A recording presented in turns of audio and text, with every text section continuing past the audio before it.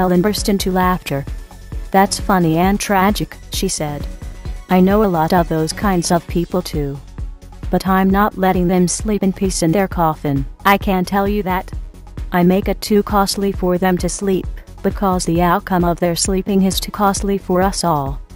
Also, I would be cruel not to wake them. Most of human history, at least for the last 5 millennia, has been shaped by the slime molds of empire that, like a narcotic, have put people to sleep in order that they become better slaves. It's cruel towards mankind to let this continue. In fact, it is a crime against humanity to sleep in this crisis, when the very future of mankind is at stake. My question is, are you willing to join me in waking people up from the slumber of their slavery by helping them to discover their native life?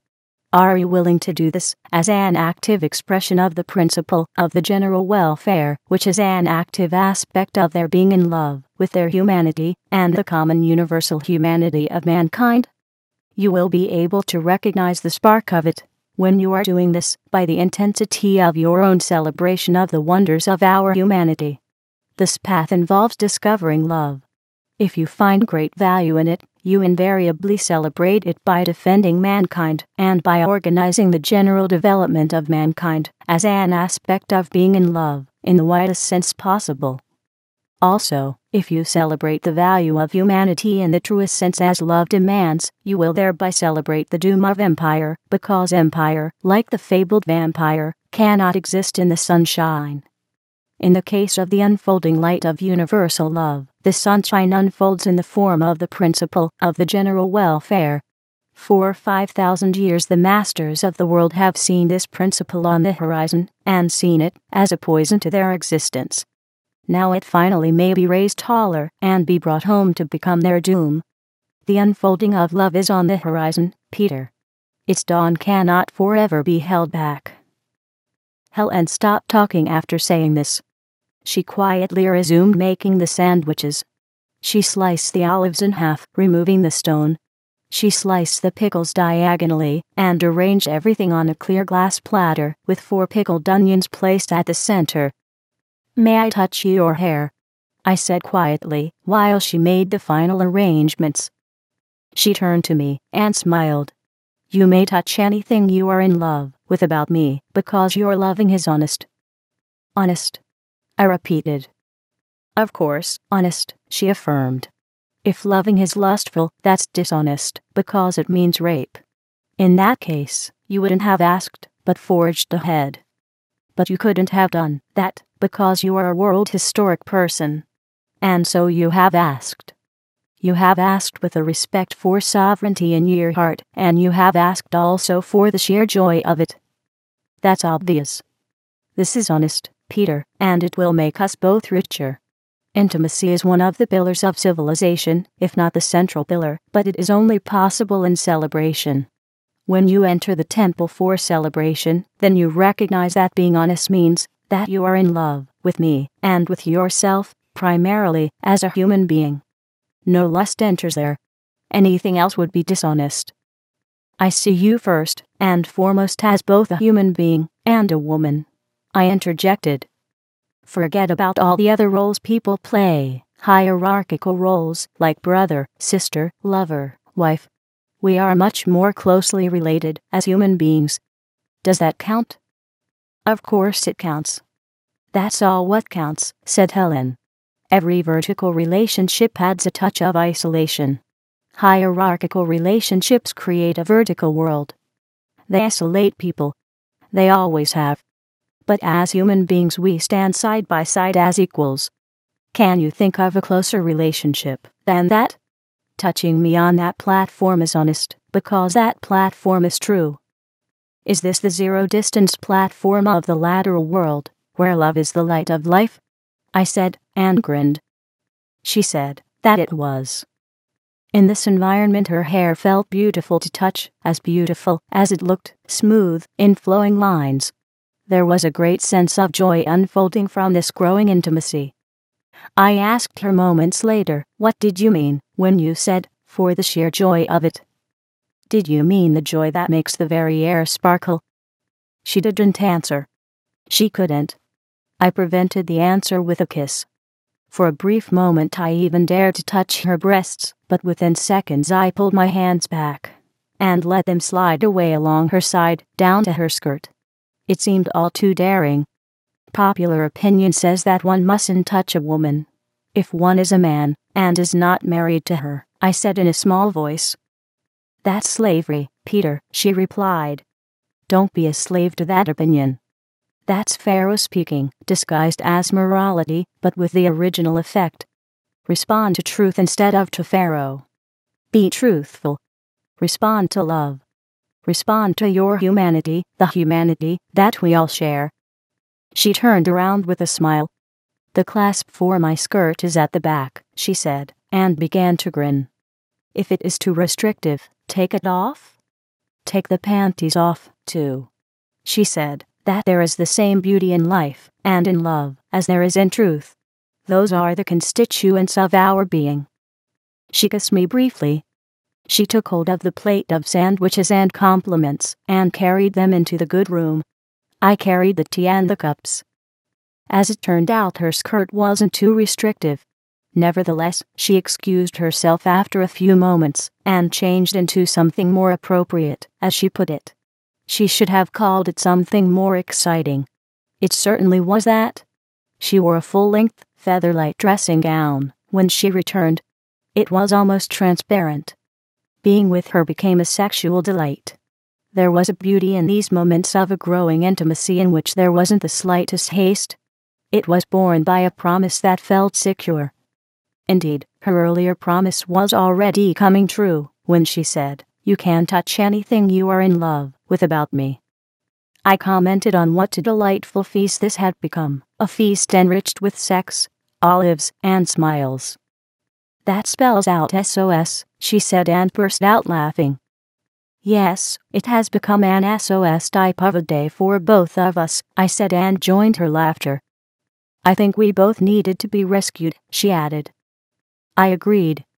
Still, I shook my head in disbelief as she stood before me like a beautiful white angel. I shook my head and smiled. Enjoy yourself, Peter, embrace the world, was her reply. The principle of love is universal. It cannot be limited, nor be made conditional. If you are in love with yourself, you simply are in love with all. There is no isolation rational in this sphere, since we all share the same humanity. I don't exist apart from it as someone different. That is the truth. That's what love acknowledges.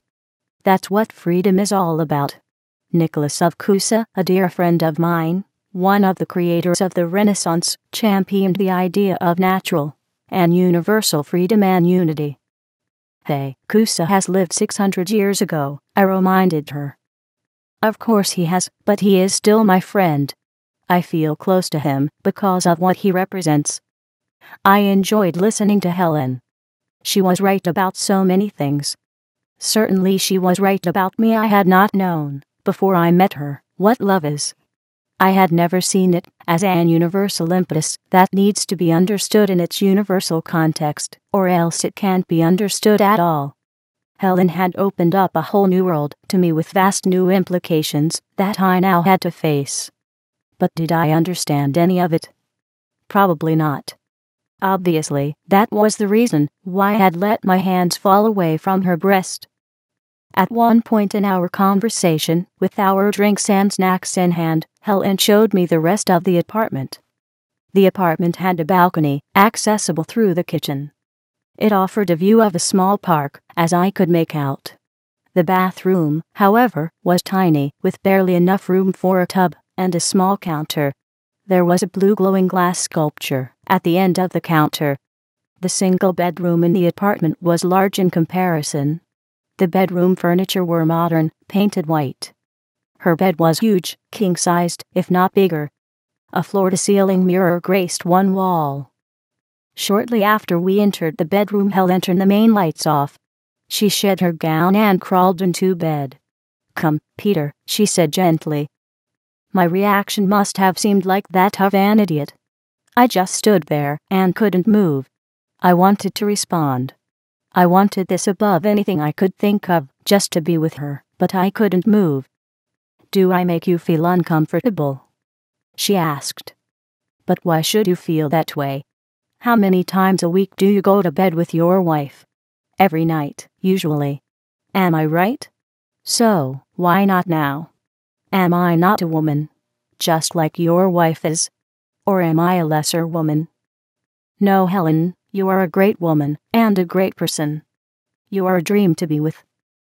That's not it then, she said, and smiled. Are you saying that you have never had any close, intimate moments of sexual sharing with a woman before in your entire life? Is that why you are hesitant? Of course I have had sexual intimacies with a woman before, on countless occasions, with my wife, I answered. I remember that I had begun to laugh as I said this. I had sounded so stupid, so silly. It was obvious what this was leading towards, but it was also rather beautiful what was unfolding.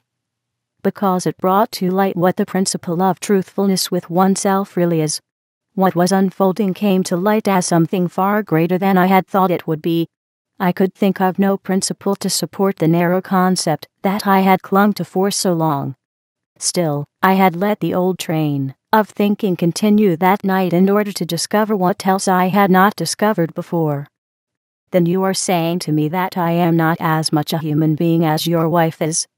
Helen continued our conversation, which she may have recognized had become a game, but one that needed to be played out to the logical end to clear the air. No, Helen, you are a beautiful human being, and a beautiful woman all at the same time, I replied in my defense, who could ask for anything more. Tell me then, Peter, what prevents you from being truthful with yourself and with me? Would you not love to be with me in bed at this very minute? I would love nothing better, I answered. It would be the greatest joy. I have dreamed about a situation like this for so long, like you wouldn't believe, and here I stand and find it difficult to take that one last simple step. I am an idiot, right? I am untruthful with myself and with you. Do you want me to tell you why?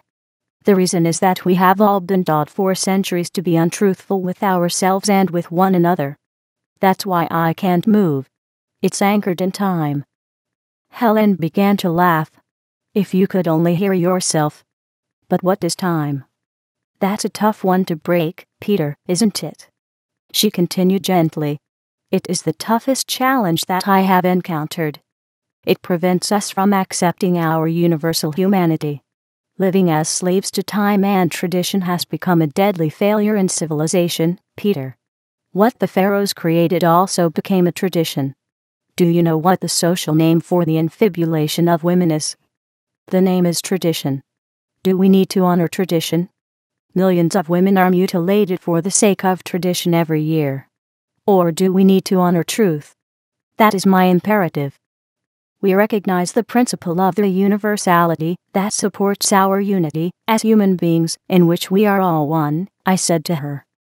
Oh yes, we even say we understand it, said Helen. But do we understand it?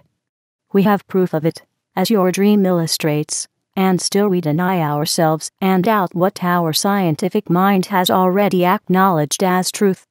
What a paradox. We have lived like that for a very long time, Peter. The truth is, I replied to her, and the laughter faded as I said this, you are as much a star in the heavens of our humanity as a woman than my wife is as a woman, or any other woman I have ever met. At this level we are truly all one. We reflect and share a common humanity. As you say, there is no difference at the leading edge. I didn't say there is no difference, Helen replied immediately. You said this. But I can tell you this, we are both more profoundly and deeply married to each other, you and I, as human beings, than the marriage division isolates us that you are putting so much emphasis on. Our universal marriage, as human beings, is rooted in truth. It is a part of the reality of our being. What isolates us, in comparison with that, is artificial. I was stunned. I didn't know what to reply. I had said almost the same thing to Erica earlier, but that had been theoretically spoken then. Helen suggested that I be honest with myself now, and acknowledge what the truth is that I had long recognized to be true. This became a challenge I hadn't expected or hadn't prepared myself for. I like to agree with you that you are right, I said in reply. We are all married to each other as human beings. We are this by the countless wonders that we share as members of the human family. That's what we find reflected in our common humanity. I suppose you are right also that this natural marriage goes deeper and is more profound than anything we have come up with to artificially symbolize the principle that unites us. I suppose the truth is that we are brothers and sisters of the family of man, and should treat each other that way. I began to laugh as I said this. It seemed silly now to consider how badly we respond to what is obviously true. Isn't it silly, I said to her, that we find it so hard to accept what is so evidently anchored in the truth? Isn't it silly that we are more inclined to see each other as enemies and treat each other that way than to be in love with each other for what we all share? Isn't it silly of us that we do all of this in the name of some superimposed civil arrangement that we have invented in the name of making our life richer, but which denies the very reality that it aims to build on? Indeed, why should we deny the riches of our humanity that unite us for something that is artificial? Shouldn't it be the other way around? Shouldn't the artificial be elevated to reflect the reality of our being by our commitment to embrace ever more of the wondrous reality by which we are all united as human beings? Helen didn't respond with laughter this time. Her face lit up with something brighter than a smile. This is what I mean, Peter, and it starts here. I can also tell you this, she added, there are very few people who stood at this spot where you stand right now, who have made this kind of profound statement and presented it so clearly. This means that my invitation still stands for you to be truthful with yourself and with me and the whole of humanity, and to acknowledge what you know to be true. As she said this, she pulled the sheets back on the side of the bed where I stood. But immediately she reversed the process, got out of bed, and put her gown back on. The air is still too heavy, she said. More healing is needed. You face a barrier that you don't even know of. Except this cannot be dealt with in bed. Without another explanation, she went into the kitchen and refilled the kettle. She placed it on the stove silently. What barrier? I said cautiously. Another tradition? It's a tradition that was never understood, Peter, she said, and brought a bag of cookies to the table. She motioned me to join her there. Would you like one? She said. Does the tradition have a name? I asked, as I reached for the cookie bag. The name is Sacrament. That's what it is officially called. It is a concept in Christian religion as a kind of celebration that celebrates mankind's oneness with the divine. It celebrates a sacred purpose. Too much of what is real about sex has been rendered shameful rather than it being recognized as a divine idea with a sacred purpose. She stood up and went to her bookshelf and returned with an old book that had a bookmarker placed into. She opened it at the place of the marker. This is very old text, she said. It is attributed to one of the early Upanishads. It might have come from the time before Hinduism became perverted by the Brahmins and later the Muslims and the Buddhists. The Upanishad says about woman. Her lap is the sacrificial altar. Her hair the sacrificial grass. Her skin within the organ-lighted fire. Her two labia of the vulva are the two stones of the soma. He who, knowing all this, practices sexual intercourse, assuredly wins as great a world as would be won through the Vajapaya sacrifice. The Vajapaya sacrifice is a ritual thanksgiving. Sacrifice for richer crops and for cleansing the soul, said Helen. The soma is a ritualistic holy drink believed to promote the immortality of the soul. It is pressed from the soma plant, between stones. This means that honoring the vulva has a multifaceted sacred root related to a sacred purpose, similar in purpose to what the Christian call the sacrament. Don't say this too loud, the church establishment will have you arrested for defaming one of their most sacred concepts. I interjected. I am not defaming anything, said Helen, and laughed. I am merely applying a term that fits. They can't arrest me for that. What I am saying would stand up in court. You know this yourself to be true. Just go to any pub that is also a strip joint, and you will find a place crowded with men with happy faces, and a smile from ear to ear. It's the vulva they have come to see, and women's breasts, and whatever sexually defines a woman. I have yet to meet a man who is alive as a person, and is not affected by the sight of the vulva. And this reaction doesn't render them to be scum. It is a reaction that has developed over the past 3 million years, without which we probably wouldn't be here. A man's reaction to the vulva developed into a powerful thing, because it evidently needed to be that, as a power that advances human development. Deep sexual intimacies create social attachments and bonding on which the principle of the general welfare unfolds, and beyond that, the principle of universal love. And this is precisely the power that civilization is built on. An intelligent species requires a social environment with wide-reaching cooperation. The technological processes that a species like mankind depends on are too big for single individuals to operate, including fishing and navigation for fishing. It was widespread intelligent cooperation, probably more than any other factor, which made mankind successful, and it was the bonding process that flowed from sexual intimacies that furnished the foundation for cooperation. Aren't you pushing this a bit too far? I interjected. Not at all, Helen replied strongly. Sexual intimacies are a powerful factor. You can't deny this, Peter. Just go to a strip bar and watch the men's faces there, and watch them respond to sexual displays, especially when the vulva is dished up.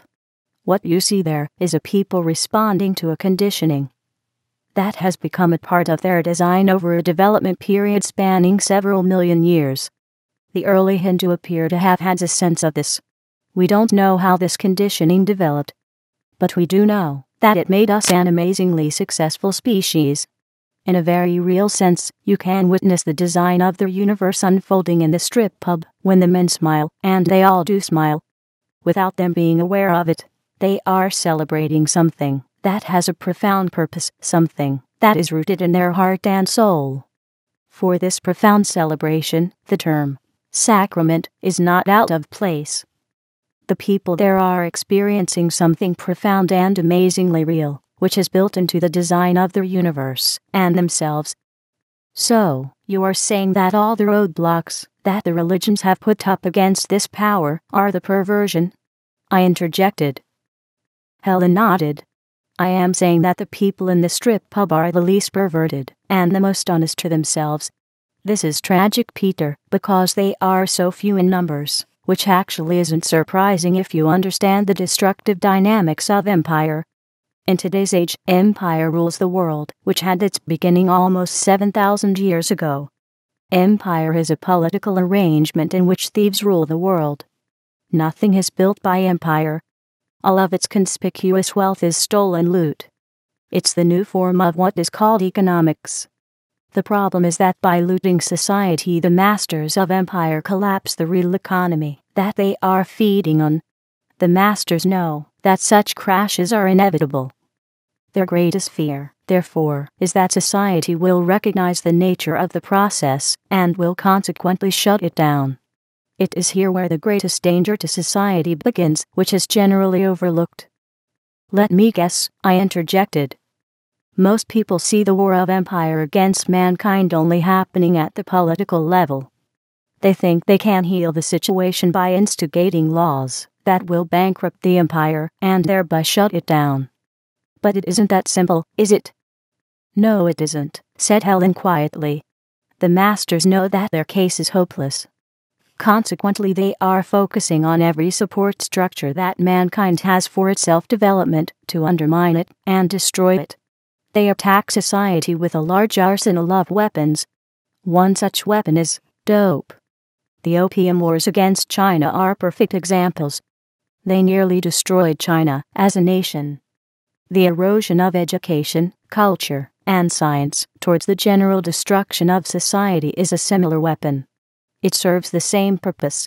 Huge wars are fought on these platforms against mankind, with society experiencing itself as impotent to halt the process.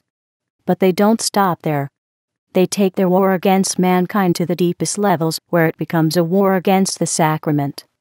Here the war is being fought against the very design of mankind that developed over millions of years by the ever-unfolding intelligence of the universe, or the design of God, if you will. If the sexual sacrament is so important for the cooperative development of society, which became later recognized as the principle of the general welfare, why wouldn't they fight against this very foundation? As an intelligent species, mankind cannot survive without this principle, because we live on platforms that depend on wide-ranging cooperation in all key aspects. In the sciences, technological systems, social environments, economic processes, energy systems, farming, transportation, and so on. We depend on one another in all of these areas. The universal sexual sacrament is the powerhouse behind the bonding process that unfolds the principle of the general welfare from the individual level all the way to the tribal and national and universal level.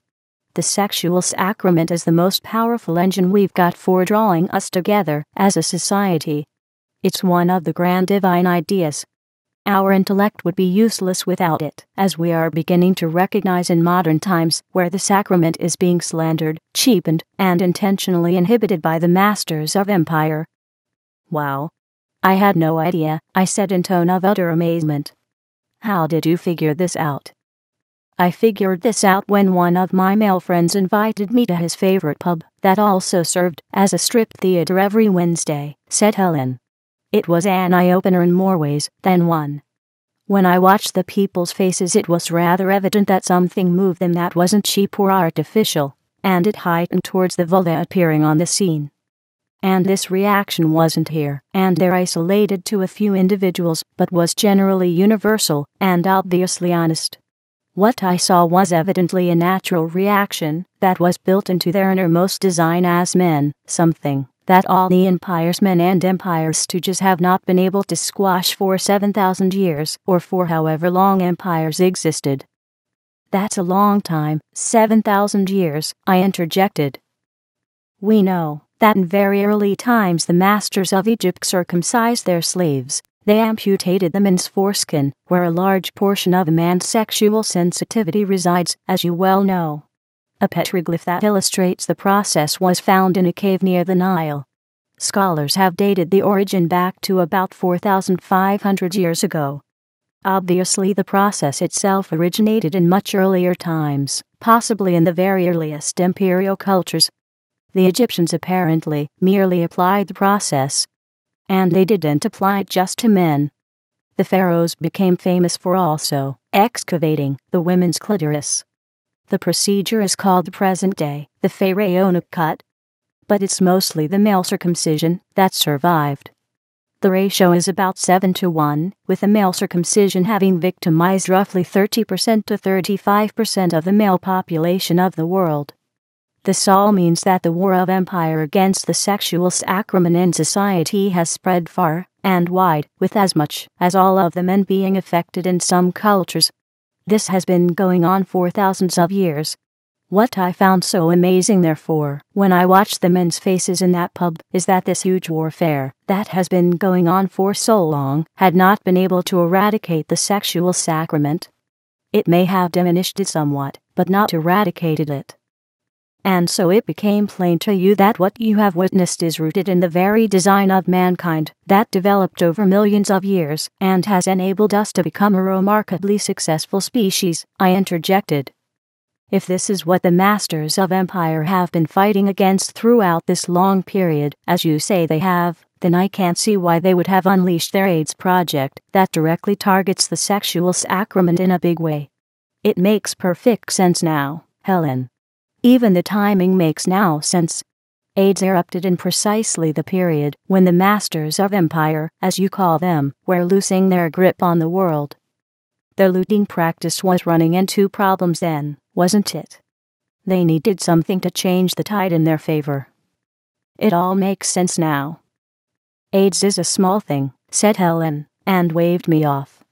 It evidently didn't have the expected effect on the sacrament to shut it down.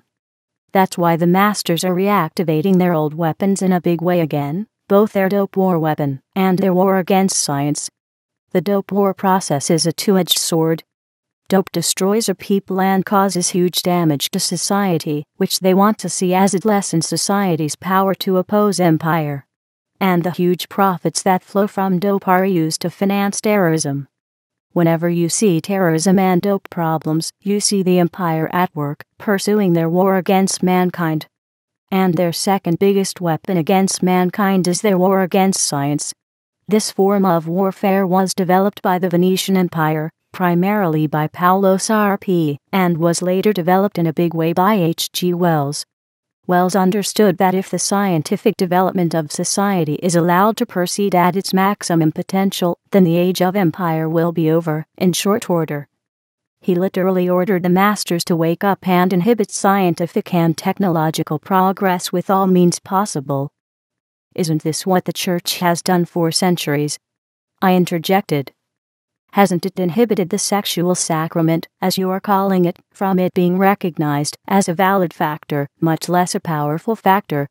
Hasn't the Church inhibited the recognition of it by all means possible, even to the point of imposing the death penalty against it?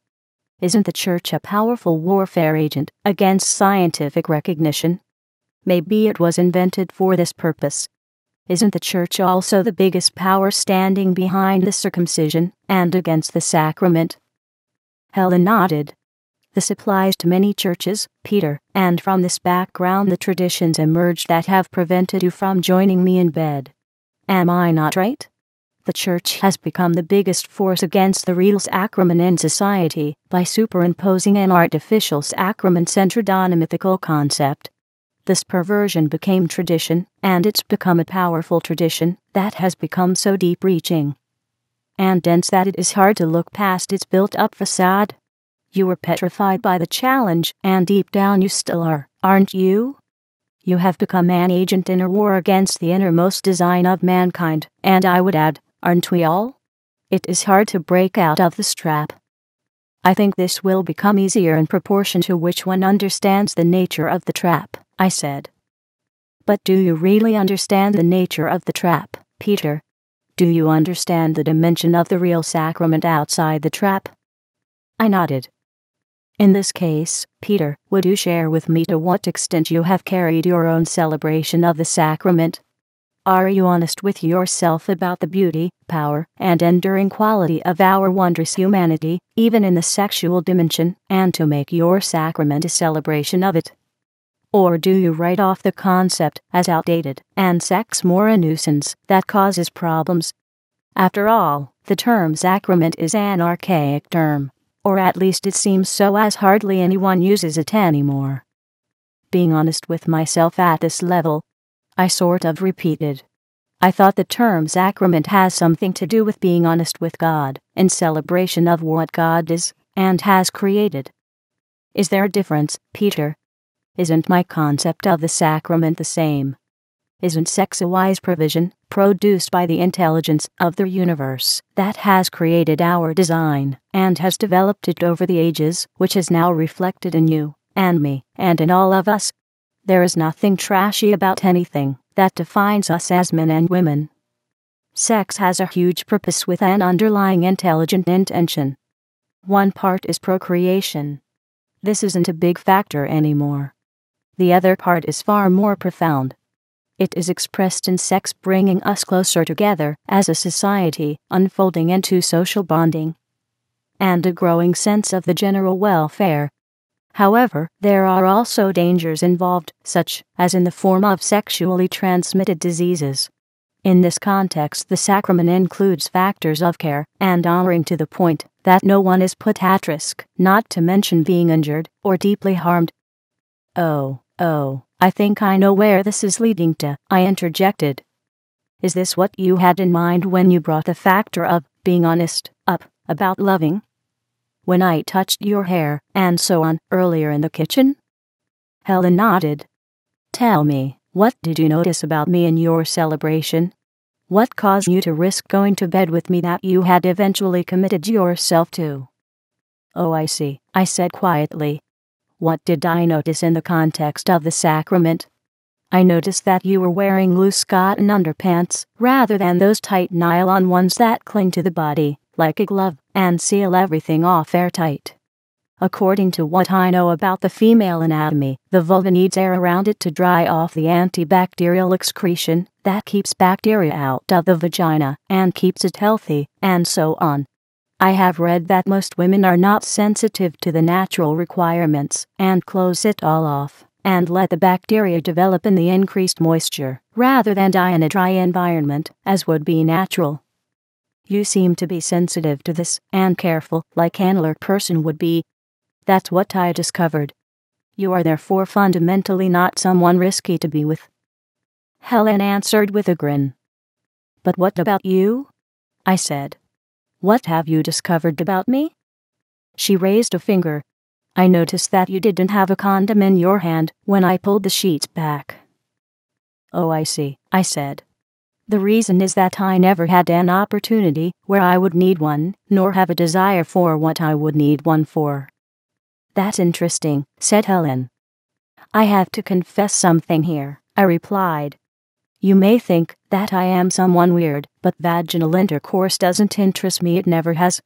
The way I see it, if I want my penis massaged, I can do this myself, and do so quite often to meet a certain need. I don't have to involve another person for this. Why would I involve a woman to do something for me that I can do for myself? I find the same problem within science fiction novels where space pioneers want to terraform other planets. Why would they go to all this effort to create something in far-off places that would be identical to what they already have on Earth? Shouldn't they build something greater with a more powerful environment than we have on Earth? Then all the effort would be worthwhile. What I value in being with a woman is what I can't have without her, such as her breasts, her vulva, and all the other nice female sexual things. Then the joining up sexually becomes a celebration, something profound, something extraordinary. What I am trying to say is that I like to appreciate a woman in a way that makes sense, visually, by touch, for the purpose of intimately and sexual excitement, that sets a whole range of processes into motion. To be honest, I have no interest in what I would need a condom for, and I guess neither do you, or else you would have offered me one for your protection. I have seen survey results from women that indicate that 88% of the respondents prefer sex the non-vaginal way. The intelligence of the universe that designed the human system seems to concur and designed it that way. I understand that most of the vagina, except for the outer rim, does not have any erogenous sensitivity or extremely little of it. The vulva becomes more sensitive the further one gets from the vagina. Doesn't this tell us something? I think men have followed this design for as long as mankind exists. In Chinese Taoism, it is even believed that oral sex with a woman is a profound spiritual act that assures longevity. I like to agree with them in principle, though in practice the opposite appears to be the case. In a world with more than 20 different sexually transmitted diseases, and more than 300 million new infections every year worldwide, even oral sex has become a high-risk process, so that great care is required to cause no harm. So what's the answer then, Peter, for achieving 100% zero-risk sex, said Helen. Tell me what your answer is. The answer is theoretically simple, Helen. It involves latex gloves for the touch, and a quality latex-type barrier for the oral option. Would you use those in bed with me, and without cheating? Said Helen and began to grin. Whatever is precious is worth protecting. Helen, and you definitely are of that category. Sure, it would be more pleasant without that barriers, but choosing the safe option adds a spiritual dimension to the process that reflects the worth of the other. I am not so cheap as the nations are that let the most precious they have go to waste by not providing quality health care for one another. By allowing this to happen, society demonstrates how lowly it regards its own value, like in the case of Hitler's D4 program of healthcare that did away with the useless eaters. Engaging in unprotected sex is not much different. It would demonstrate how little one cares for the other. I would choose the opposite extreme for the opposite reason. My take on this is that it would add to the power of the intercourse. It wouldn't be a demonstration that I don't trust you, but rather be a demonstration that I value you. Maybe the day will come when this becomes obsolete, when the zero-risk environment can be guaranteed by medical tests and years of closeness, as I enjoy with my wife. But here, this level of trust needs first to be built with unfailing respect. So where are your gloves then, Peter, and your protective barriers for oral engagement? I didn't see you bring any, and you were ready to join me when I invited you. Oh, I see, you are testing me again, I said, and began to smile. I had no need to bring any. You had several already laid out on the side table, behind the dresser. So you noticed them, said Helen. That's what I was really asking you when I asked you what you had noticed about me, but let me ask you one more question. What do you believe is the reason why the sex play phase is so short in duration? As you may know, it rarely lasts more than 20 minutes to half an hour. Why might this be so? Isn't it obvious, Helen? The sex play is short in duration because it isn't an end in itself, but is merely the starting phase of a larger process. Once the start has been made, and the ball is rolling, the start phase has met its objective so that the rest of the day, or whatever, can be devoted to social bonding and cooperative efforts, social development, cultural achievements, and so on. In real terms, the sex play doesn't end in 20 minutes, but goes on for a whole day or days in different phases and different dimensions. Of course, it needs to be restarted frequently so that the resulting process that enriches all of our living is always new and never goes stale. However, if those 20 minutes don't happen, like them being blocked for some reason, then what it would enable subsequently doesn't happen either. This is where the tragedy begins when the sexual system is ignored, said Helen. The sterility that would block the vital 20-minute starting phase would lead to a dangerous failing in society and in individual living. That could then have rather wide consequences. So, let's not play this sterility game. Let's celebrate the sacrament instead. And what specifically are you saying with that? I asked. She began to grin again. I am suggesting that it is safe for you and me to let the gloves and the barrier sheet remain where they are. You have proved to me sufficiently that we don't need them. How many years have you been exclusively with your wife? A quarter century perhaps. All your reactions tonight and reluctance were focused on one thing, to cause no harm to this relationship. You went to great extremes with this. What I saw and heard tells me that I can trust you to be not a risk in coming to bed with me. Your loving is honest. I need to honor that.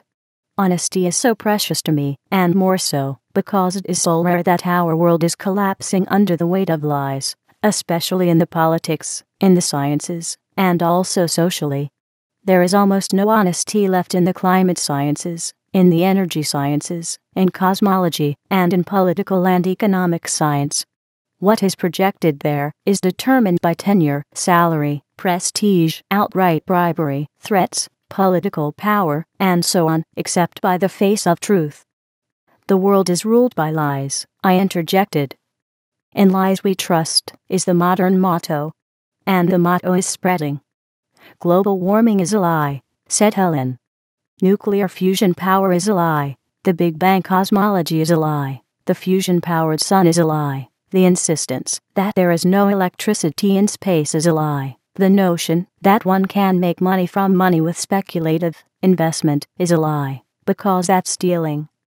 The cries that the earth is running out of resources is a lie too. That deindustrialization leads to prosperity is a lie. That depopulation creates stability is a lie. That private capital can power an economy is a lie. That austerity creates a richer world is a lie. That disinvestment in the physical economy leads to a stronger civilization is a lie. That nuclear bombs give us security is a lie. That mankind is the offshoot from monkeys is a lie. In lies we trust has become a huge banner strung around the world, I interjected. Monstrous consequences have flown from these lies. The DDT ban is based on a lie, but has killed millions with the consequences. The list goes on and on. Another lie is that the coming ice age is still another 1,000 years away, said Helen.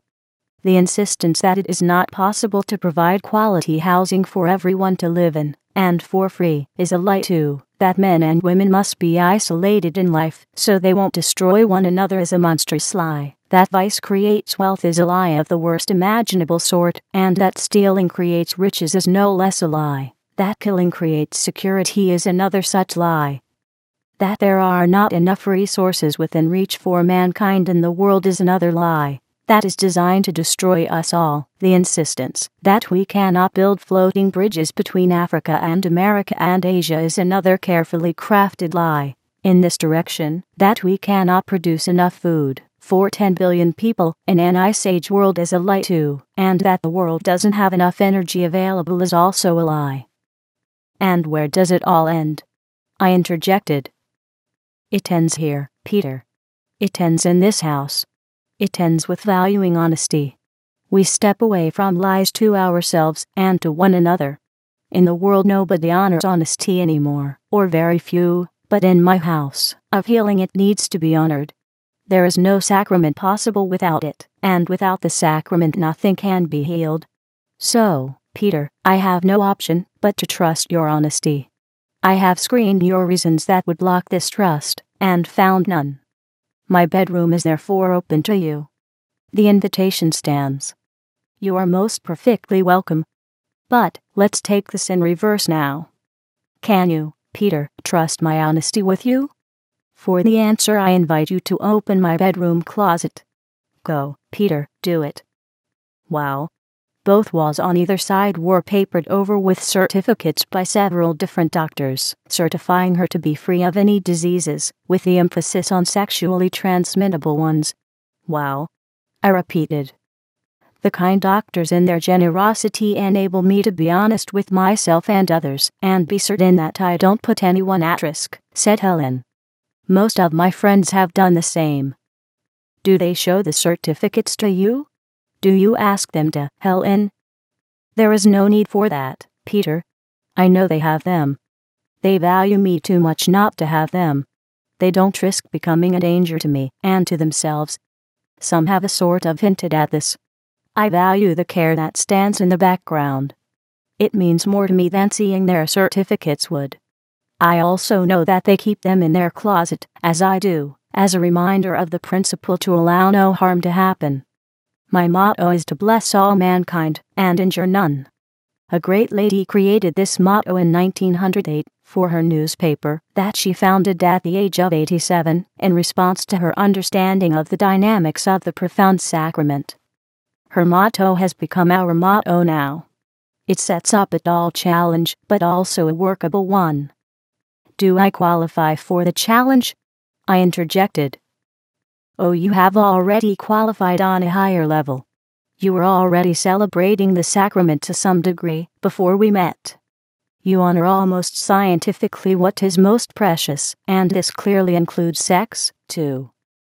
When I kiss the vulva, Helen, I kiss a part of the greatest creation in the universe that may someday be recognized as the keystone of civilization on which a majestic structure is rising with limits yet unseen.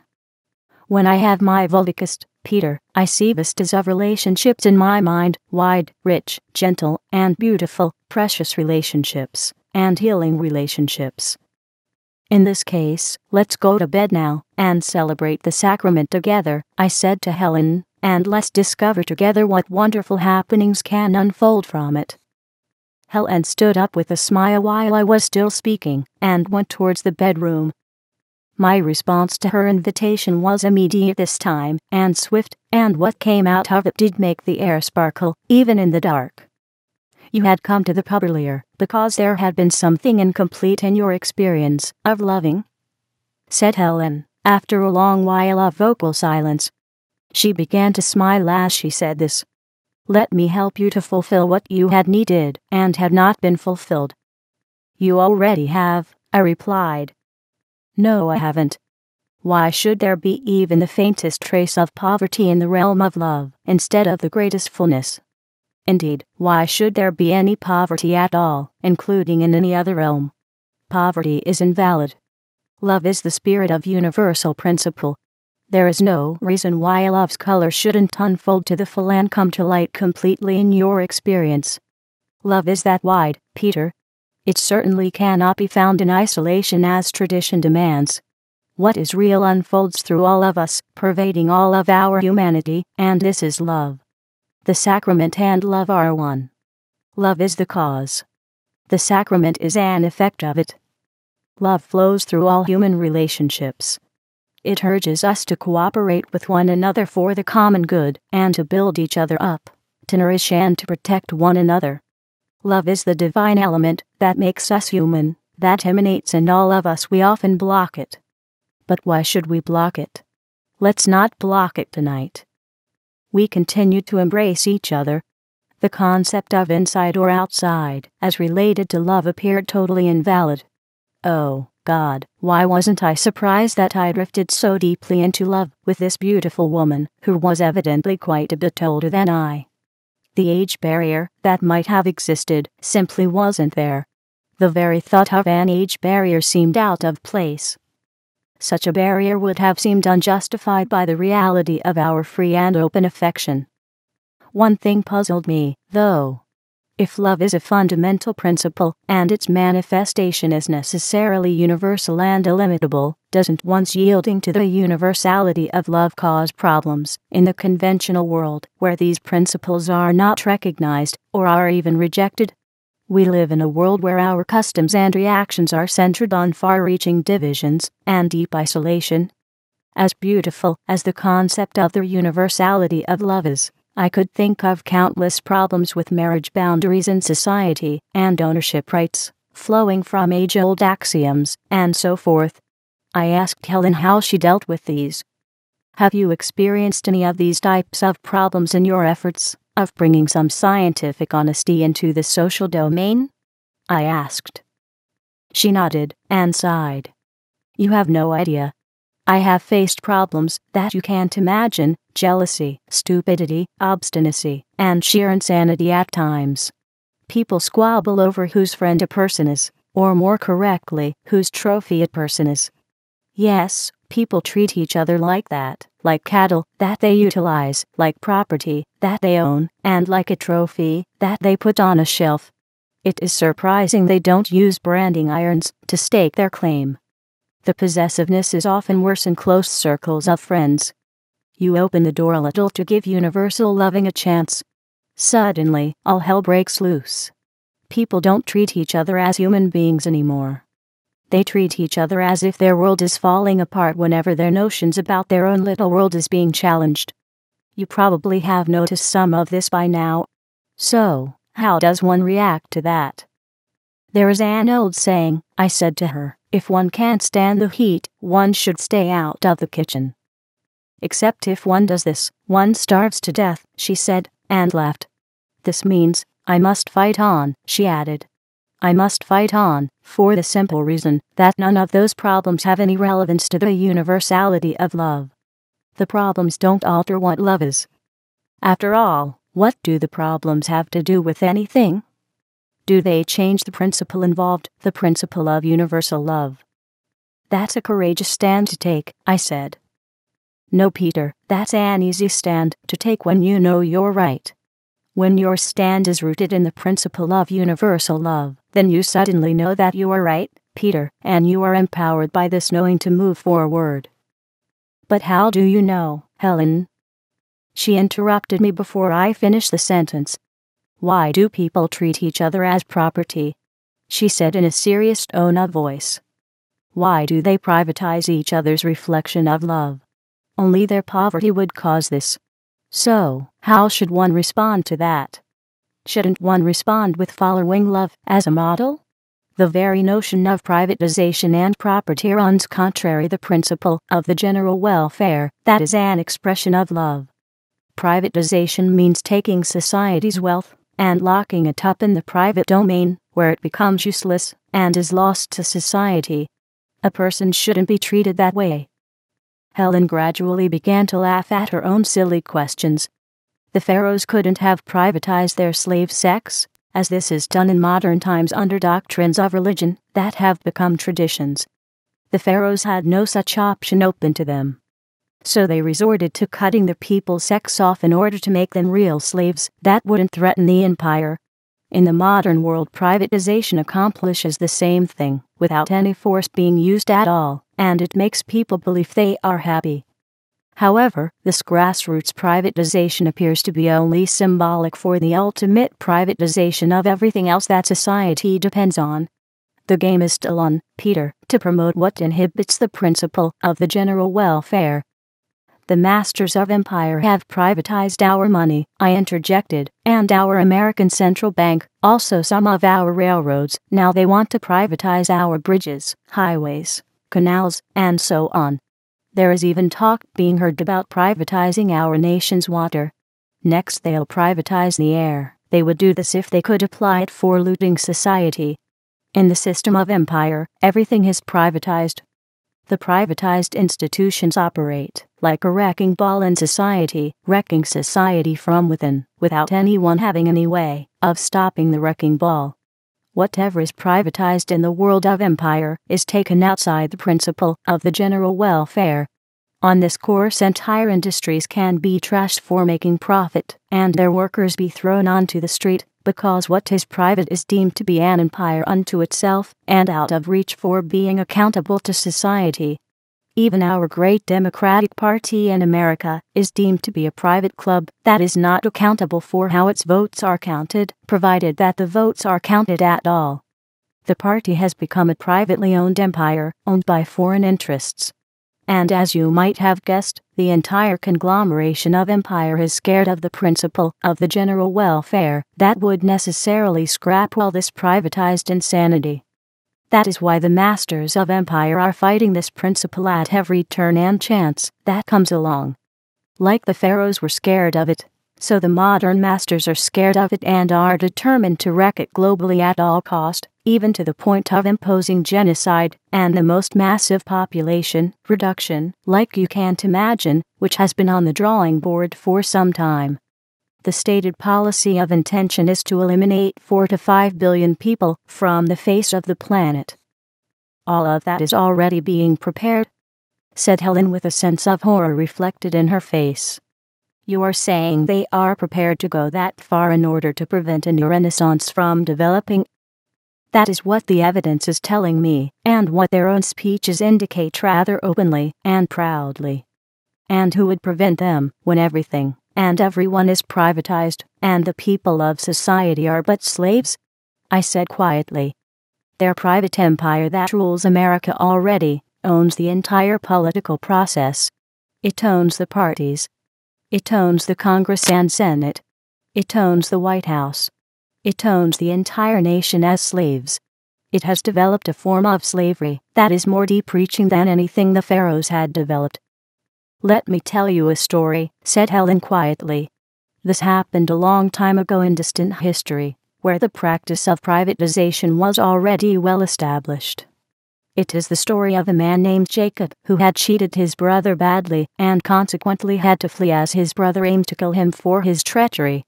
He escaped to a distant place, the home of his mother's brother, who had 2 daughters. He fell in love with the younger of the 2, a beautiful girl, and offered to work for his brother-in-law for 7 years in order to obtain her to be his wife. On the day of his wedding, however, he found that he had married the older daughter instead, which had to be married first according to custom. Since the younger one was the girl of his dreams, he offered to work for another 7 years to obtain her also. Here a problem arose in that the younger girl, Rachel by name, turned out to be barren, while the older one, named Leah, bore him children. With this a great rivalry began between the 2 wives, each struggling for Jacob's love, and much of that rivalry was focused on having children. In early tribal societies, having lots of children was an economic necessity. Jacob was given 12 children altogether. Their names were chosen by the wives to reflect their mentality in their struggling for Jacob's affection. An American woman that I count among my friends gave definitions to these names. With the birth of her firstborn, Leah felt that her affliction had been lifted because she bore a son. For this reason she named the child Reuben. But my friend called this sense of relief a delusion that rests on sensuality and corporeality instead of on a foundation in universal principle. This assessment seems to be correct because Leah became ever more deeply trapped by this mentality. My friend said that instead of rejoicing in the fullness of God's creation, Leah stood in denial of it. As if gripped by some form of ecclesiastical despotism, she called her next child Levi, the meaning of it being attached, of it being a possession. It appears that Leah woke up sometime after that, because she called her fourth child, Judah, object of praise. My friend commented that Leah gave up a lot of her corporal or ownership attachments in her spiritual awakening, and was gaining a profound sense of value in herself, in her standing in unity with God, as an expression of divine principle and divine love. Of course Rachel envied Leah, Helen continued. In desperation Rachel gave her closest helper, Bilhah, Jacob, to have children through her. As this process worked out productively, Rachel suggested that God had judged her worthy. So she called the child that came out of it, correspondingly, Dan, which is related to judge. But my friend suggested that this is not a foundation for building a civilization on, but is animal magnetism, that is tearing down the status of man to such a low level, where one mind preys on another, one belief on another, so that the whole scene collapses into a convolution of errors. When Leah became barren after her fourth child, said Helen, as she continued, Leah followed in Rachel's footsteps, and gave her own closest friend, Zilpah, to Jacob, to have children with her too. However, Leah pursued this course from a much higher standpoint than Rachel had done. Leah offered Zilpah to Jacob on the same high-level platform of detachment on which she had gained her freedom from Jacob with the birth of Judah, while still being able to contribute to the welfare of the whole family or tribe. When Zilpah's child was born, we are told that Leah rejoiced and named the child Gad, which means a troop is coming. My American friend suggests that Leah's position was a position of science, of spiritual being understood, of hastening towards harmony. Helen paused. "Can you imagine that, Peter?" she said quietly moments later. Most women today would go into a rage if they saw their husband having sex with another woman, and more so if the other woman was her own closest friend, and even more so if they were aiming to have children together. Against this background, it is unimaginable that a wife would ever condone such a process, much less suggest it, and even less suggest it out of her loving of her family. According to our modern perceptions, Leah had done everything wrong that a wife could possibly do wrong, but my friend gave her high praise for it. Evidently that praise was due to her loving of family, and her loving of Jacob, and also her loving of herself as a human being, seeing her highest interest in promoting the common good, the general welfare, the development of the family. That, Peter, was love, reflecting love. Love begins when it doesn't end at the tip of one's nose, so to speak. My friend calls this expression science, which means that love and science are really one, and both are expressed in the general welfare. "Is this why you have asked me here tonight?" I asked. "Did you invite me perhaps for the sake of the general welfare?" "Maybe I have," she said with a grin. "In the modern world, the general welfare is no longer dependent on adding children. Our physical security and welfare is more secure now than ever as the result of efficient industries and infrastructures, and advanced processes in farming. Still, we have deep-seated individual needs that are critical for the whole. We have different needs than in the early ages, and those are just as profoundly important for the general welfare. One of these is the need to cut out the crap of our mutual isolation in society, the divisions, and the smallness in thinking. We need to bring the principle of universal love to bear onto all of these now critical problem areas. Sex plays a role in this, Peter, because the whole of mankind is now deeply sexually divided instead of being sexually united.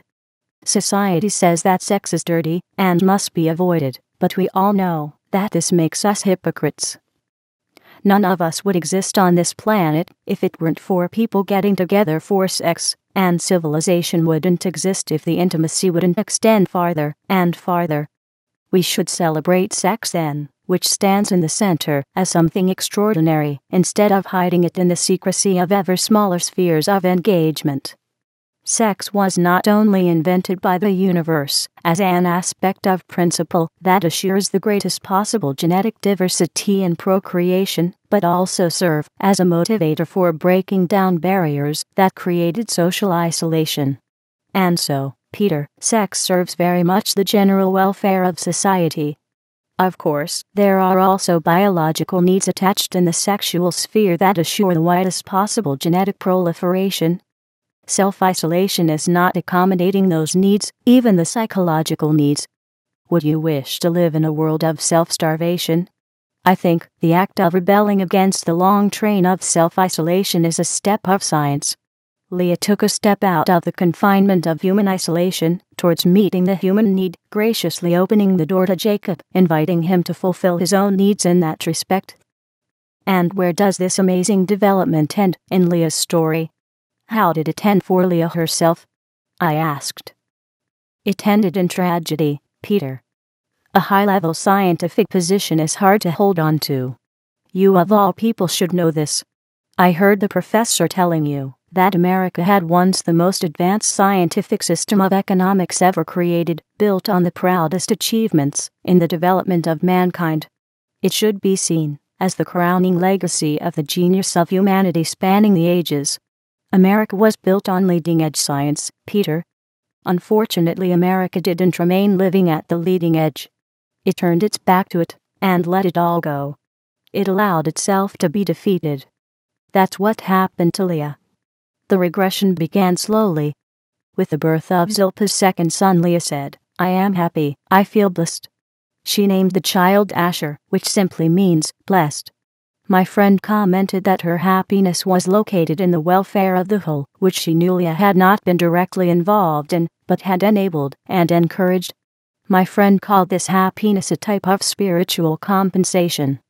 That sort of thing is also rather hard to hold on to, Peter. Then, suddenly, a black cloud appeared over this happiness. Leah's first son had found mandrakes in the field that were deemed to aid conception. With them, Leah was able to bear children once more. Unfortunately, this also got her back into the old environment again, of envy, conflicts, and manipulation. She finally ended where she started. She ended her life on the same platform of bitterness that she started out with, still trying to manipulate Jacob into loving her. She called her sixth child Zebulun, saying, "Now will my husband dwell with me, because I have given him 6 sons."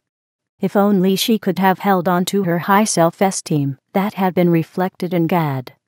If America had held on to the Lincoln platform, and later to the Franklin Roosevelt platform, the reign of empire might have ended long ago.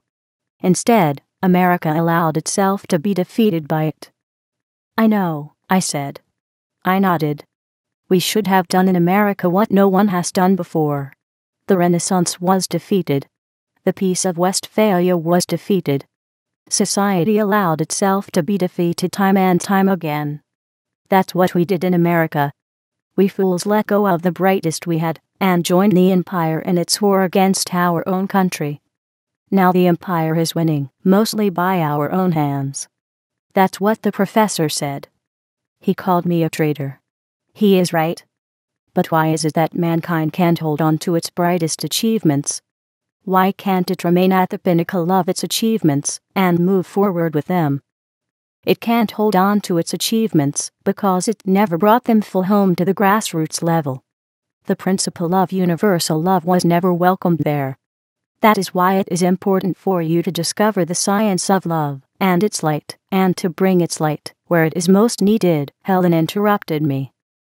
Helen told me that the concern I raised against my being in bed with her also had another important aspect standing behind it, namely the conflict of popular opinion versus the truth. It's a facet of the cultural war that defeated society, she said. She told me that popular opinion dictates that I shouldn't be in bed with her, not being married to her, while the principle of universal love points in the opposite direction. Do popular opinions represent the truth, or do the discovered and proven aspects of universal principle represent the truth?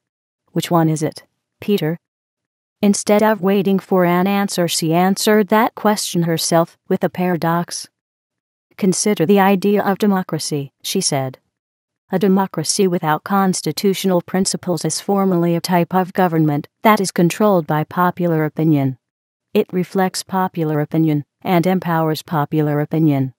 The process and its outcome have nothing to do with the truth about anything. Pure democracy empowers the cupidity of small-minded thinking. It contains no element that invariably ennobles society with truthful perceptions. In fact, it often prevents them. That is why we have constitutions created that establish some minimal standards based on discovered aspects of universal principle that are acknowledged as paramount. These limit the arbitration of opinions and make the democratic process somewhat workable. They act like firewalls against empire.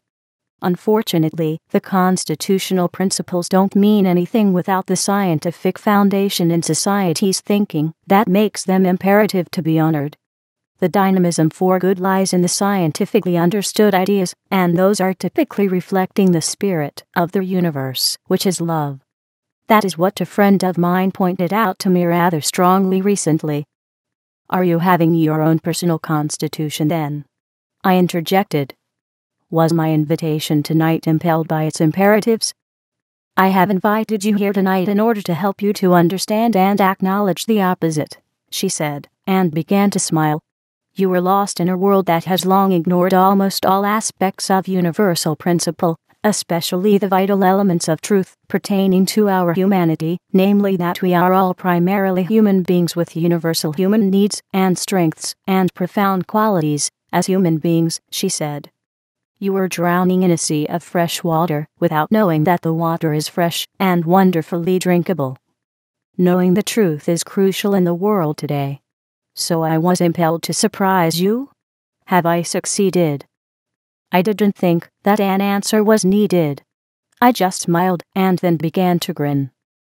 Didn't I bring the spirit of love all the way down to the grassroots level? She said. Isn't that all we need to do? Our already established unity and truth should stand as our universal constitution. That should never be violated by anyone. Especially by us. Everything else is secondary and needs to be built around the center of love and reflect it, such as our universal loving for our humanity. But that center is not an easy idea to take hold of and to experience its dynamism. I am still in the discovery phase and will likely remain so for a long time. Love is too wide and too exciting to be wrapped up with limits and doctrines and opinions. Popular opinion should never rule over a spiritual idea and its unfolding. Like any idea, the spiritual idea that reflects universal love should be channeled by the science that underlies it, where its principles are discovered and have been discovered for centuries to enrich and brighten our existence, even to the greatest possible extent. Our loving for one another as human beings reflects a grand aspect of universal principle that we can't get away from, Peter, but which will always surprise us. I invited you here to surprise you, and look, I was the one that ended up being surprised. I like to call this the principle of universal love. But to feel its dynamism, we've got to live the idea that it represents. That is why you are here, Peter. That is what you are responding to. Public opinion says that this is treachery. Your heart and soul and mind tell you that it isn't. That's the paradox that shouldn't be, right? So, we dissolve it. What else should your response be? Should you respond to the universal principles, in this case the principle of universal love, that you find already reflected in your heart, which you can't get away from? Or should you respond to popular opinions and deny what's in your heart? She paused to give me time to think. I personally must respond to what is evident in the truth, based on my highest scientific perception, where opinions have no place. This means that I have to say about contrary popular opinions, including your initial opinions, what have they got to do with anything? Do they change the principles involved? I must make a clear choice, Peter, for the truth, which in this case is reflected in the principle of universal love, that comes to light everywhere as the foundation of our civilization. I am offering you a chance to take a stand for one of the greatest aspects of universal principle, which sadly the whole world denies. Isn't the outcome amazing? I offered you a rare opportunity that you might not have again. Yes, acknowledging this aspect of principle creates a lot of problems with people who value popular opinion, such as yourself. But I also trusted that you value the truth. So, Peter, was I right in fighting for your breakthrough to what is true, and in inviting you to join me? You can't imagine how right you were, and still are, I responded. That answer was truthfully given. It reflected the amazing joy that she had already brought me, but it also reflected a budding understanding that what she said is scientifically correct. Public opinion seldom had been a boon for society, but had been the root for horrific tragedies. Wasn't the great Socrates of Athens indicted, convicted, and murdered by popular opinion, under a system of democracy, without profound constitutional principles? I said to her. Popular opinion had already ruled supreme in 400 BC, and I believe that the indictment of Socrates was for impiety. He died for his stand for principle in defense of the truth. I believe he was charged with corrupting the young and with neglecting the gods that the city worshipped. Those charges were brought against him by two of the chiefs of the Democrats, were they not? But he could not betray what he stood for to save his life. That would have been self-denial and suicide on a higher order. The truth was his life. Yes, Peter, it was small-minded popular opinion, empowered by an unrestrained democracy, that killed Socrates. The 70-year-old genius and philosopher who still inspires humanity, after more than 24 centuries after his death, was put to death by the democracy of popular opinion. Thus, Athens killed one of its greatest citizens, who stood up for the truth that Athens once stood for. So, Peter, nothing has changed. The rule of democracy still has the same effect in a defeated society, existing without principle.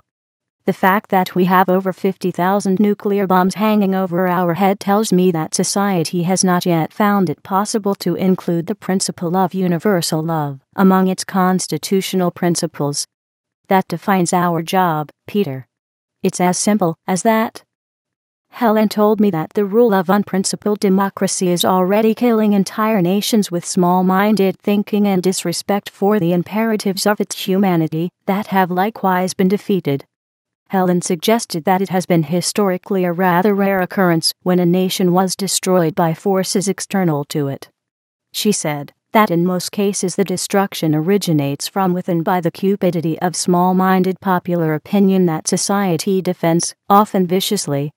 She suggested that under the rule of such pure democracy, society is more likely to defend delusions rather than the truth. She said about her own fight. Like Socrates did, I fight for the truth, and this fight is not a fight against society, but a fight to uplift it. Yes, this puts me at odds with society, and causes me great problems with many people.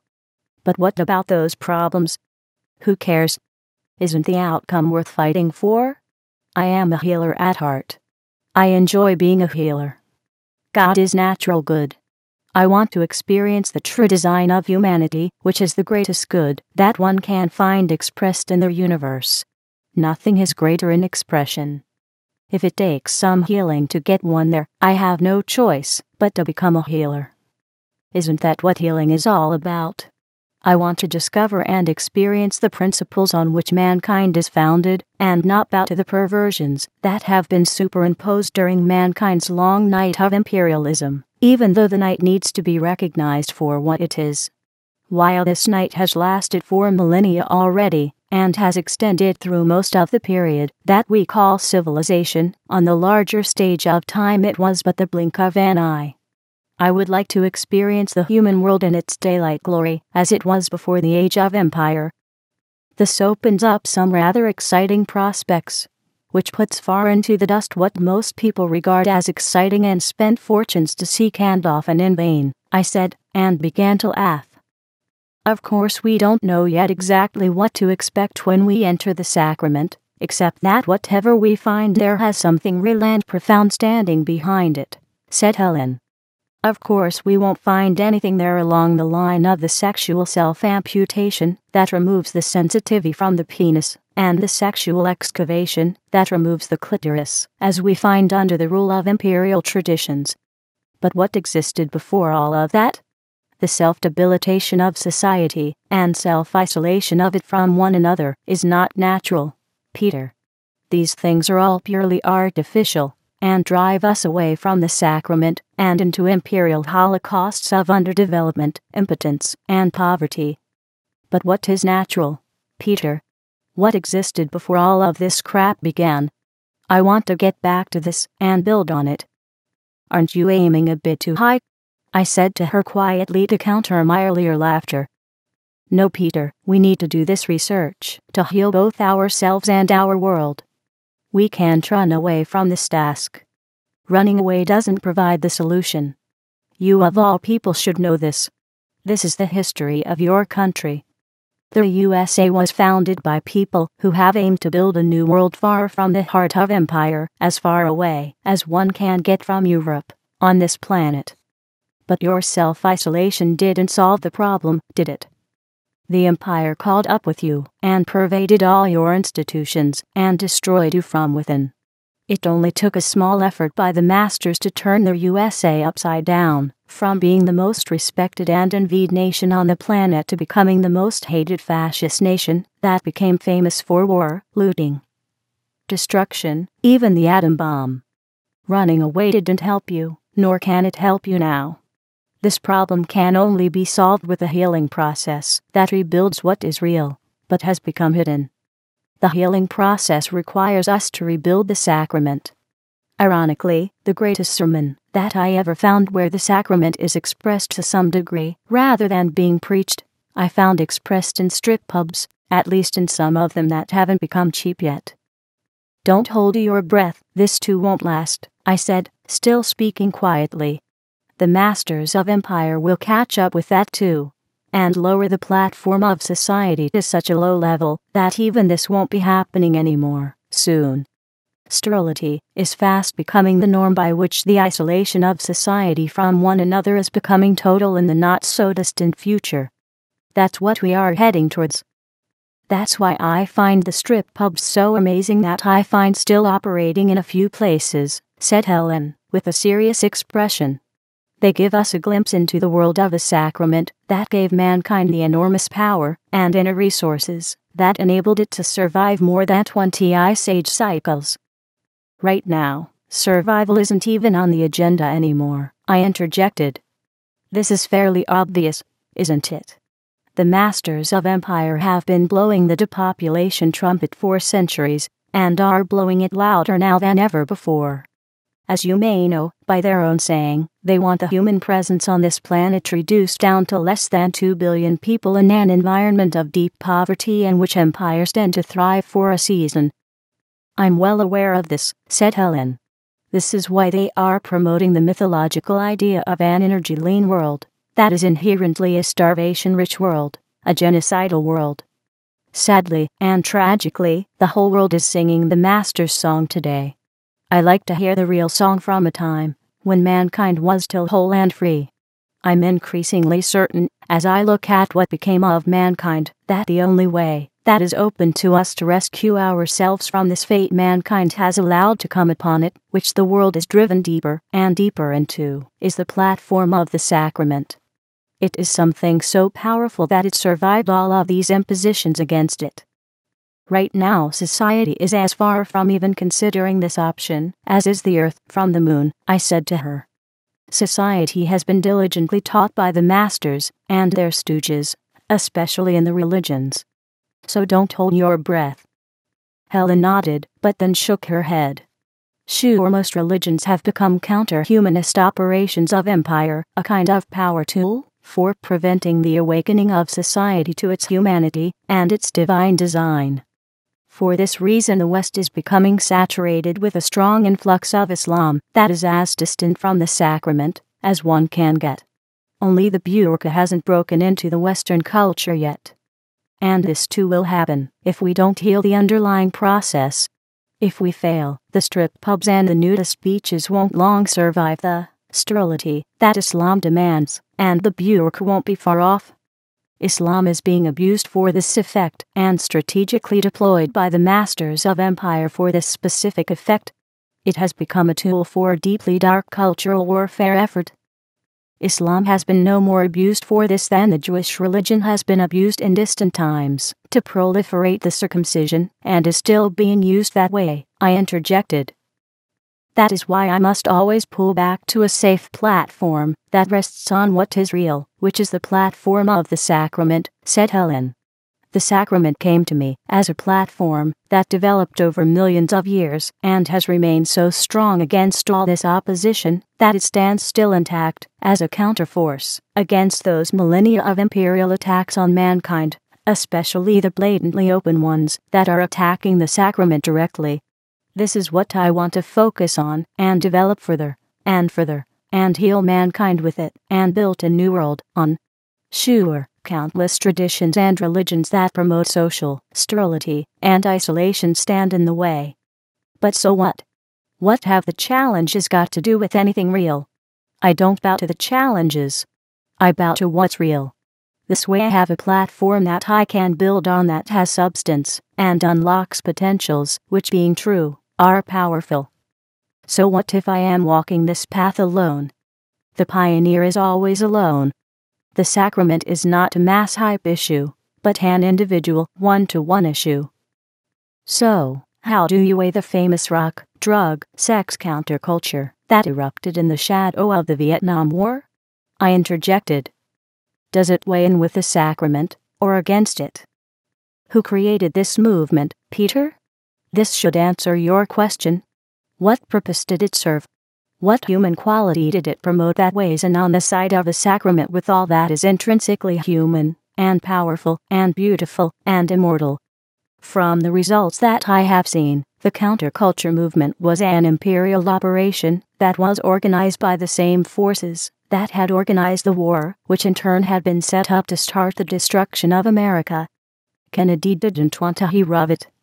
He had ordered the withdrawal of the American involvement there, and was shot for this reason. Thus the war began, and did destroy America economically, just as it had been intended to do, and destroy it also morally and culturally. The counterculture movement was an element of this process. America was fortunate in that a lot of good people were drawn into this process and spoiled the worst of the destructive intention. They brought the sacrament into it to some degree, but it was never intended to strengthen it. When the movement fizzed out after the war ended, it didn't leave the scene richer. For the masters of empire, however, it was a failure. It was organized along the old Venetian tradition, by which Venice had brought the Renaissance down. The masters of Venice had organized both a rebellious religious reformation and a deep-cutting counter-reformation, creating two opposing forces that tore each other down and set the stage for the utter inhumanity that racked Europe in what became the 30 Years' War. The counterculture was evidently intended to follow this path. My guess is that the sacramental culture was still too strong in America for the desired effect to happen. Still, America came out much smaller in the end. This loss has not been reversed, as far as I can tell, but has become a deepening trend, both culturally and economically, from which America may never recover. When its sacrament is torn down, a nation becomes empty. It then finds itself on a train to hell without knowing that it is on it. I shuddered at the thought, but had no argument against it. The whole West was on this train. The music reflected this intentional trend in a loss of depth and quality that set the stage of a culture that became artificial and sterile and hollow. The family scene suffered.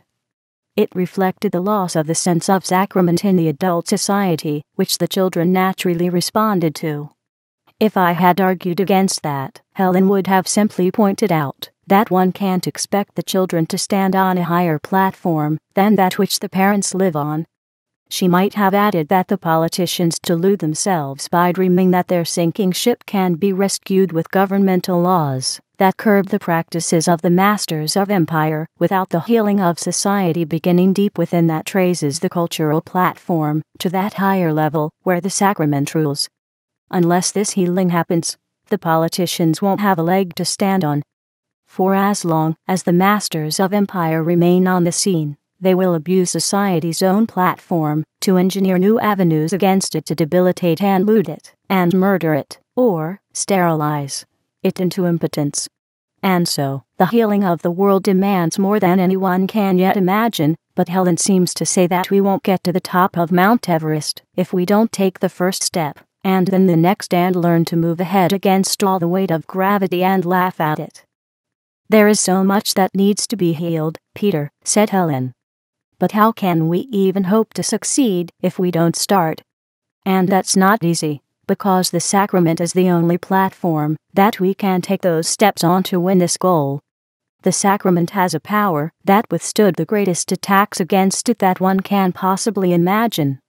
Herein lies our hope, Peter, to achieve the seemingly impossible, and let's not forget the fact that the sacrament is an expression of love, which has rightfully been called the greatest force in the universe, because the universe would not exist without it. On this ground, love and the sacrament are one. Don't you agree? Oh yes, I agreed. Our bedtime conversations had once again unfolded into a healing process. Some profound healing had indeed begun. Love demands us to heal till there is nothing left to heal, said Helen, when I nodded my agreement. And when this is all done, then love truly comes into its own. This too, I could accept fully. Still, one thing puzzles me, I said, after a long while. How does the principle of the sacrament, that became a power that withstood 7 millennia of attacks against it, apply to an element of love being expressed that didn't even exist 7 millennia ago, such as the marriage doctrine and the social isolation it imposes? Under this doctrine I am committing treason by being here with you. We should be isolated with an iron fence between us instead of reaching upwards to a zero-distance relationship. What's real? Can we really know with certainty that the iron fence isn't a part of the sacrament that developed with us over millions of years? What is truth? Is truth really knowable, or is it just opinion? Truth is knowable, said Helen firmly. That's what the term implies. But what is truth? And is truth fixed if the universe is constantly developing? 2 plus 2 will always be 4. But this does not apply to life and to the highest aspect of it in intelligent development, as we see it reflected in mankind. What is in our heart and soul has developed with it.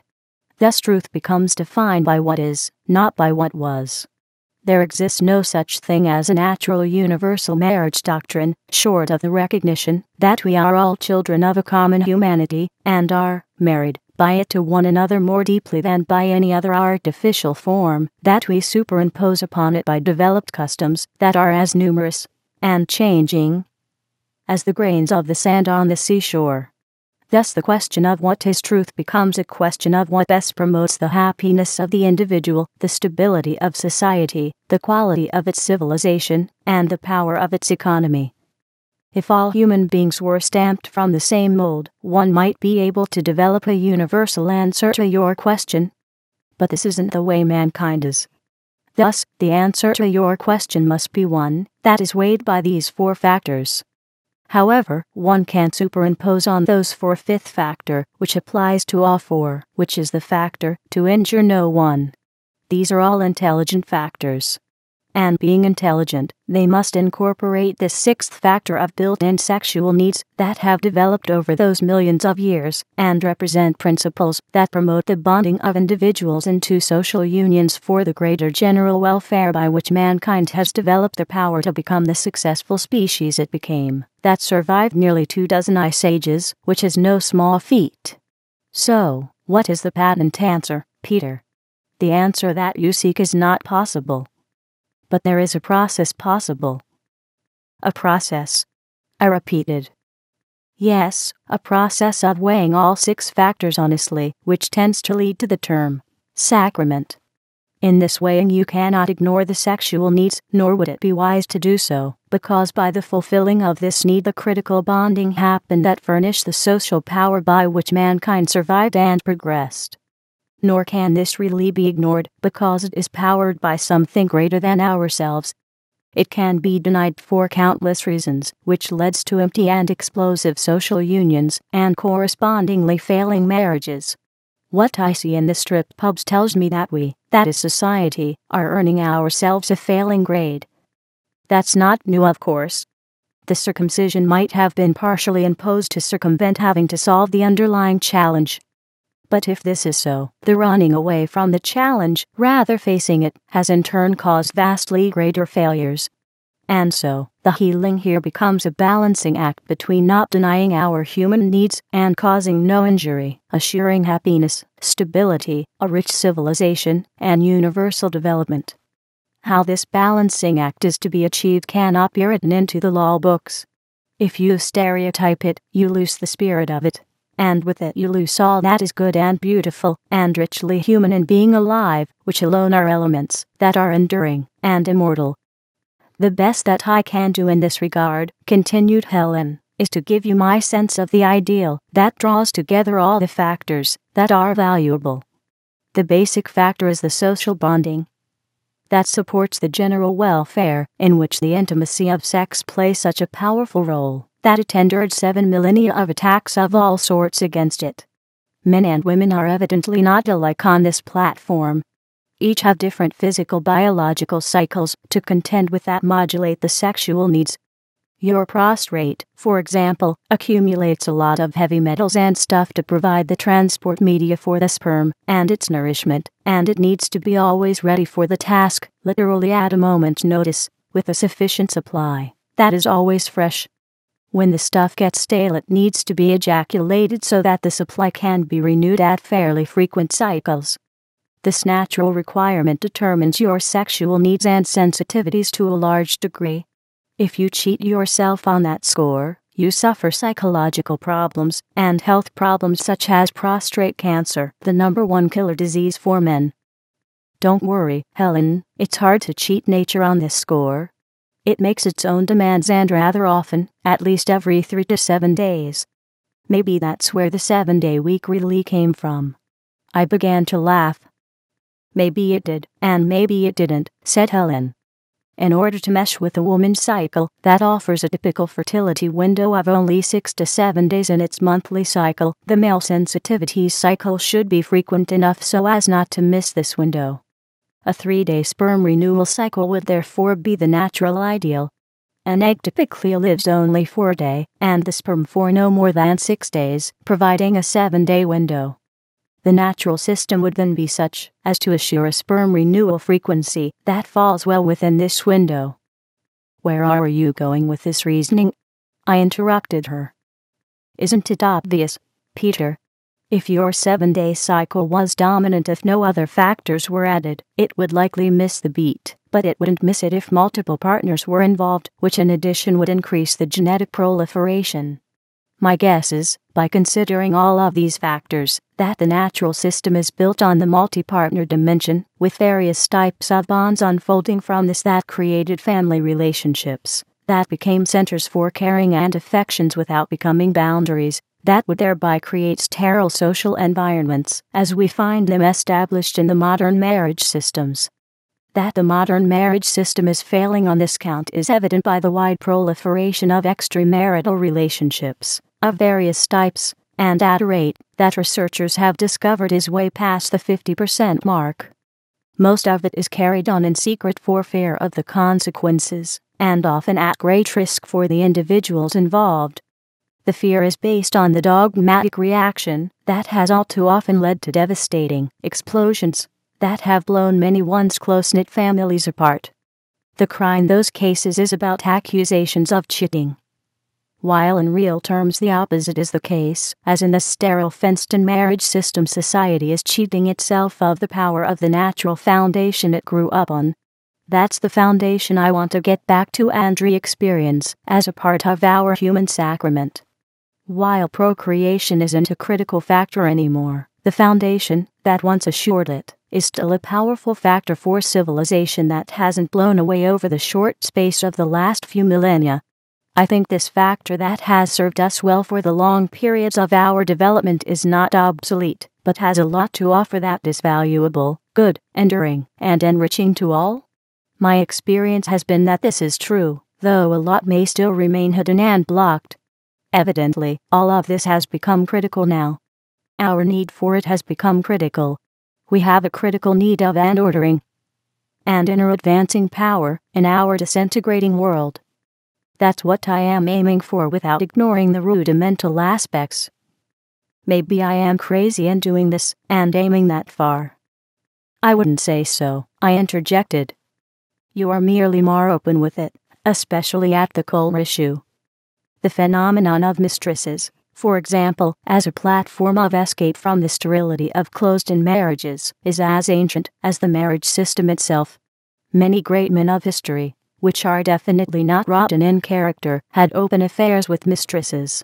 It takes more likely a stronger character and intellect, like yours, to muster the honesty to buck the general system, than all the little people have that do it in secrecy, or not at all for countless reasons of self-denial, and those are many. I think you are beginning to recognize my point, and where healing is needed, said Helen.